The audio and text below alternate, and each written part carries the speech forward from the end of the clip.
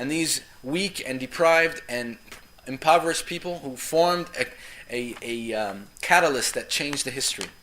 And this caused a major problem for the existing aristocracy. Those people saw their riches being taken from them. They saw their possessions going away. And to who? Not some foreign army that came with power and might and respect. Rather, it's from the people they used to control. It was a true people's movement. You always hear about the people's movement, this people's movement. No, this was a true people's movement which empowered people from their souls and connected them to the creator of the universe and made them equal as the teeth of a comb. So here comes this movement rising out of the desert, and this rich aristocracy is threatened by it. And so they tried various ways to kill it. In the end, it was tremendously difficult. And so what happens when you have a group of people who are stuck in their ways, and there are others out there who are changing the world? Well, the first thing that you do is you start to hear their beautiful thinking on their tongues, in the form of insults, in the form of talk that's hate talk. Even today, we see that today. When we read about history and the history of racism in this country, we hear certain words are considered words that are insulting. Certain words are considered racial or racist words. They're used to hurt the other race or the other person. This is a phenomenon that has existed throughout history. It is sad that man has this problem, that we can lower ourselves down to such a level where instead of producing constructive talk, if we want to hurt somebody, we throw out what the Quran calls laghu, vain talk. Insults are vain talk. Making up things and calling people names, or talking trash, as they say, on somebody else's culture or his religion or his way of life or his language or his race or his background or whatever it may be, that according to the Quran is called laghu. Laghu means vanity, vain talk. It means, and laghu actually means, like if you translate it literally, means something without purpose. There's no end, there's no result, there's no return in it. And Quran, subhanallah, describes laghu in this case, insults in this case to be laghu. Just like it describes, for example, music to be laghu, or different types of speech to be laghu. But in this aspect, it describes insulting somebody else because of their religion or their culture or whatever it may be, using words, curse words in this type of talk. It considers this laghu because there's no return on it. There's nothing about it. And in fact, Quran is vehemently against it. Why? Because having a society that just curses and talks trash, if that is the type of society that we build, it's a society that will never get over its problems. Think about how much America has struggled with the racial issue.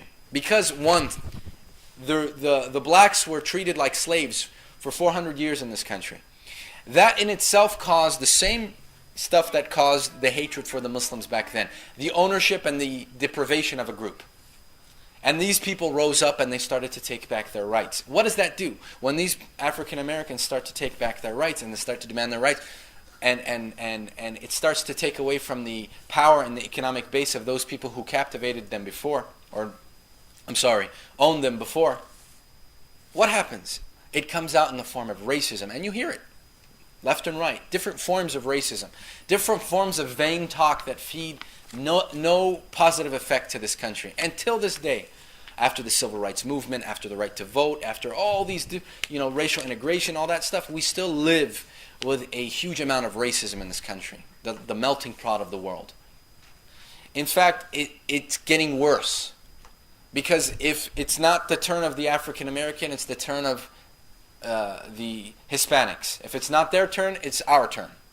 And perhaps this time it's our turn. The insults are waved at us. They're waged against Islam and Muslims. And we'll talk a little bit about some of the statements that you hear left and right, and how do we as Muslims, how does the Quran tell us to respond to this type of hate talk? You hear about hate speech, hate talk. How does the Quran describe and explain to us how we respond to this?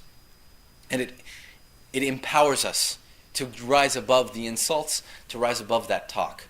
There's a companion named Ahnaf ibn Qais. This man was from a huge tribe. He was a companion of the Prophet. He was from this valiant tribe, and he was actually a major figure in this tribe. And in fact, he had maybe 1,000 men who, if he told them to jump, they would jump. If he told them to fight, they would fight. One of the Quraysh came to him and started cursing at him and talking and calling him bad names.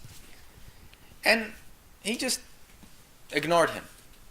It's like the Quran said. Turn away, withdraw from him. He ignored him. He ignored the claims. And then he said to him, hey, are you a rock? I'm talking to you.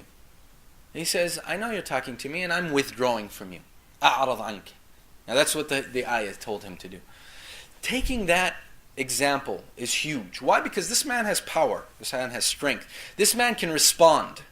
It's like, take the average gang member who is like the head of a gang. And if somebody comes down his alleyway and starts cursing at him and talking trash, and he just walks away, and he just stays quiet, even though he has the power to return and retaliate and to punish.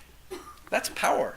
That's an enormous amount of power for somebody to control himself in that way. That's what the Quran tries to empower us with. Not to waste our lips to talk in this vain talk and return and insult his mother or his father or his family. Imam Ali noticed some of his soldiers were cursing at Muawiyah's soldiers in the battle of Siffin. And he told them, I don't want you, in Nahj al-Balagha, he says, I don't like it that you are cursers, that you curse and talk mean talk trash. Rather, you should demonstrate their evil ways, because that will do more benefit than what you're doing. Why? Because if I curse back at somebody, what will that create some positive reaction from that person? Will he think, oh, maybe I was wrong. Oh, how stupid of me. Or perhaps maybe, at least at the most, make him feel so small that he wouldn't say such a comment again. If we responded with hatred, if we responded with dirt, then not only do we show ourselves to be dirty, and we show our insides to be filthy. Furthermore, the effect of it is counterintuitive, because it'll only create anger and hatred in that person, for you, for your culture, for your family, and for the rest of humanity. بسم الله الرحمن الرحيم ولا تسبوا الذين يدعون من دون الله فيسبوا الله عدوا بغير علم كذلك زينا لكل أمة عملهم ثم إلى ربهم مرجعهم. Quran says in Surah Al-An'am 108, and do not insult those whom they worship besides Allah. So Allah is commanding us, don't curse and insult and talk bad about their idols. Their idols. Not even the people themselves. It says, do not curse and talk trash on their idols. Why? فَيَسُبُّ اللَّهِ عَدْوًا بِغَيْرِ عِلْمٍ. Because it will cause them to insult Allah wrongfully without knowledge. That's the reason why Allah is telling us not to insult them. That's Quraysh, and that's at the time of Quraysh, where they were worshipping idols in the Kaaba, the house of God. Allah is telling the Muslims, do not insult their idols. Why? Because they're gonna get crazy, they're gonna get inflamed, and they're not gonna think, and they're gonna insult Allah, even though they believed in Allah. Imagine that. That's the funny thing about anger, is that it's irrational. They believed in Allah, but they did shirk. They believed that Allah had associates and intercessors and idols and all this whole fabric and hierarchy from Allah and whatnot. They believed in God, but they would curse God because we curse their idols. Because they thinking, oh, I want to hurt this Muslim. He believes in Allah. I'll curse Allah. That's how the fate is of people who resort to this type of talk. They will come back and say whatever it is, even if ultimately, indirectly, it's a hit against them, because they're not thinking rationally. So the moral of the story is of this story of Ahnab ibn Qais is that, hey, you're not a man if you respond back necessarily. In our society, there's a misnomer that because somebody talks trash to you, if you don't talk back and if you don't counter his trash talk, then you lost some sort of battle. Really. Like, this is how we believe. This is how our society trains us. If somebody says something to you and you don't respond and make him look stupid or insult him in a different way, your mama jokes or whatever it might be, then you've lost that little verbal battle. The Quran says this is all vain, wasteless talk. This is all a waste of time. In fact, Quran says if you